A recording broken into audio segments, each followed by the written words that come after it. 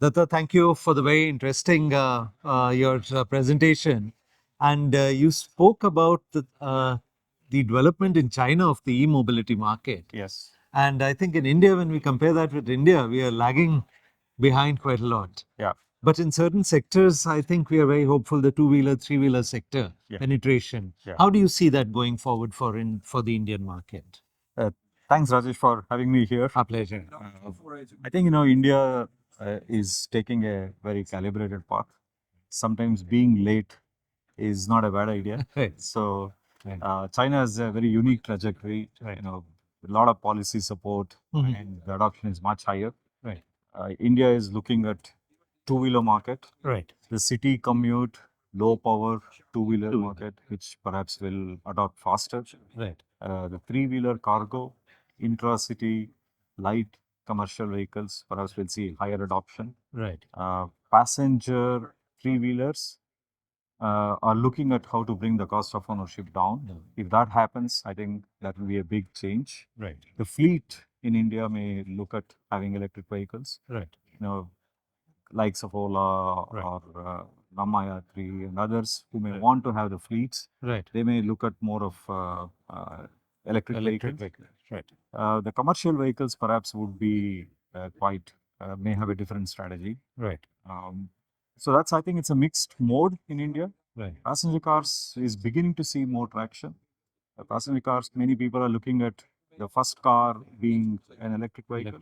Right. It's still in a smaller car, city commute is where there's much more traction. Right. Minute the charging infrastructure goes up in India, Right. which can be done by with a policy push and government of India support. Right. I think the adoption will be much higher. Right. So I think the Indian EV story can only go up from now. Right. You mentioned about charging infrastructure. I think that is one of the biggest bottlenecks what we are facing. Yeah. But considering in the cities, the cost of property, cost of land, how would it be possible to really improve these charging infrastructure? Yeah. I think it should be done, perhaps, in my opinion, on multiple fronts. One, incentivizing individual homes in some way to provide them with the charging infrastructure.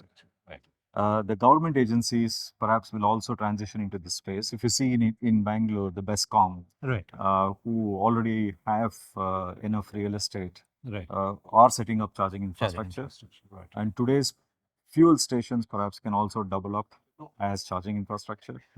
Restaurants and many other public infrastructure can actually provide this, malls and other things. I think what we need to solve is people who live in apartments, large apartments. How can they be provided charging infrastructure, metering, passing on the costs? I think these are the things which has to be solved. I think it's a public private partnership which can open it up. Yes. Because it's a quasi infrastructure, quasi technology. Right. It's a great thing for public and private to come together.